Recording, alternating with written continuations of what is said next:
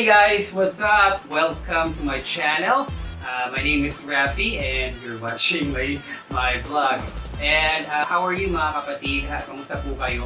It's been a while and I think it's been a couple of months since my last video.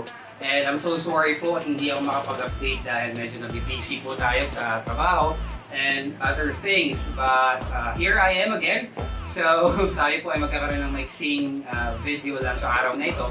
And actually, I also want to thank you for continuously supporting my channel kahit po medyo wala tayong ganong update. Still, as I check every day, unti-unti, kahit kapalo ay dumadami naman tayo.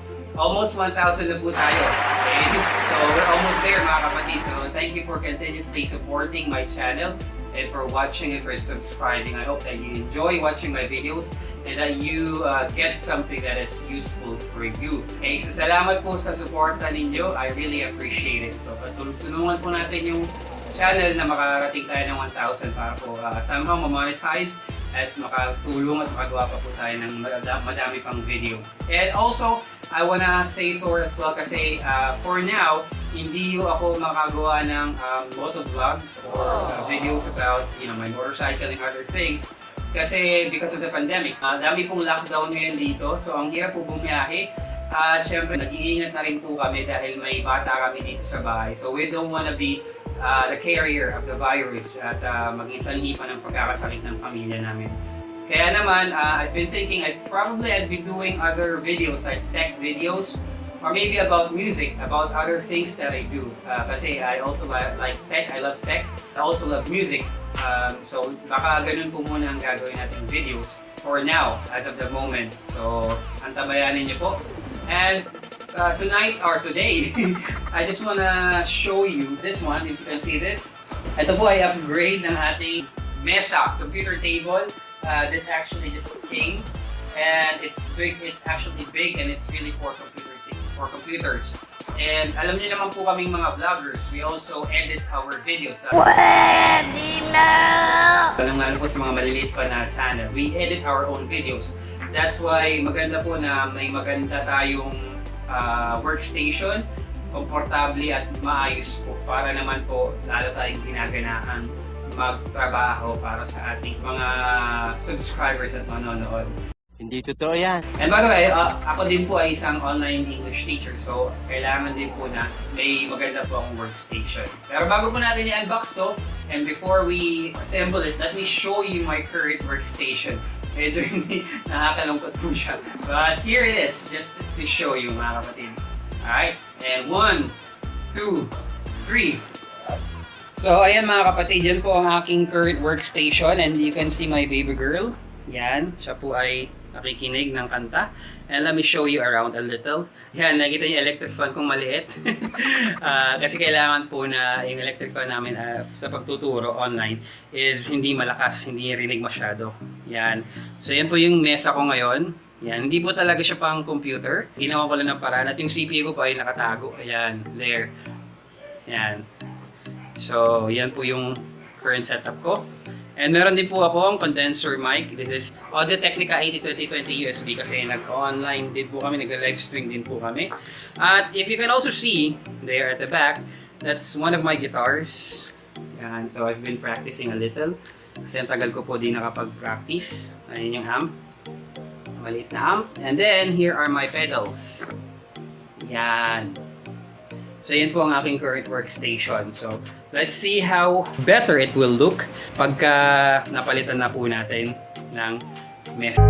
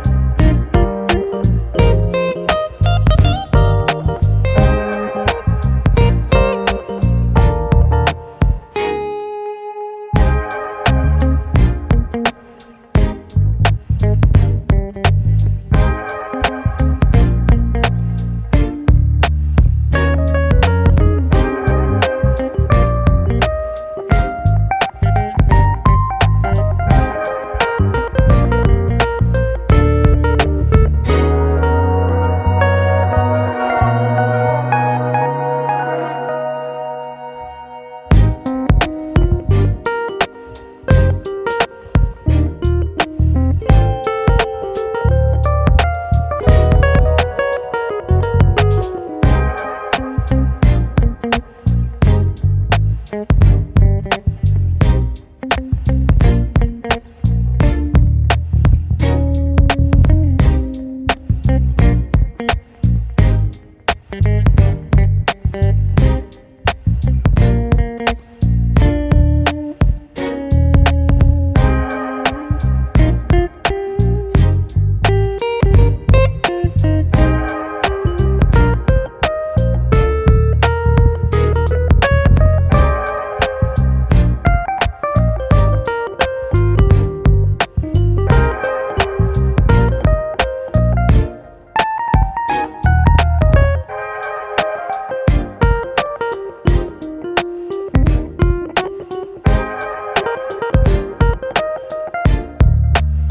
me.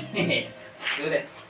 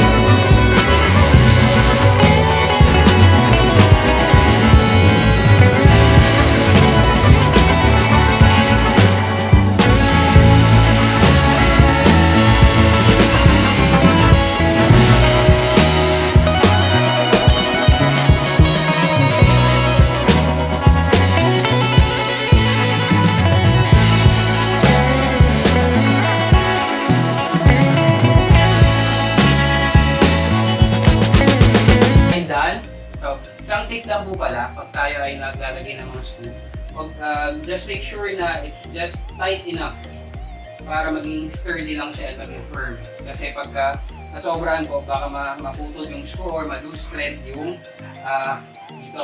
Ma-loose thread or yung shape dito is masira. Or baka mag-bend or mayupi yung pin, yung bakal. Kaya be careful guys. So ito naman ang gagawin natin. Okay, nakikabit natin ang bracket now. Take and time. One more thing po pala, kaya huwag masyadong maikit dapat yung pag-screw is baka ma-chip off yung paint. And it can be a cause of early rusting. Hanggang pag-kalawang.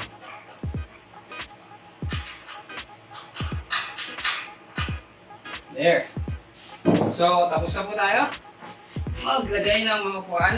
Now, let's try to stand this up. Okay. There you go. Here it is. So, punasan lang po natin siya and then I'm gonna show you the finished product. And, ganda po yung kanto nyo. Oh, secure na yung kanto nyo kasi may plastic protection. Punasan lang natin to. And then, I'm gonna show you what it is. Okay, so ngayon po, ilipat na natin to dito sa dati niyang sa aking workstation para makita natin kung ano yung pinagkaiba. And 3, 2, 1.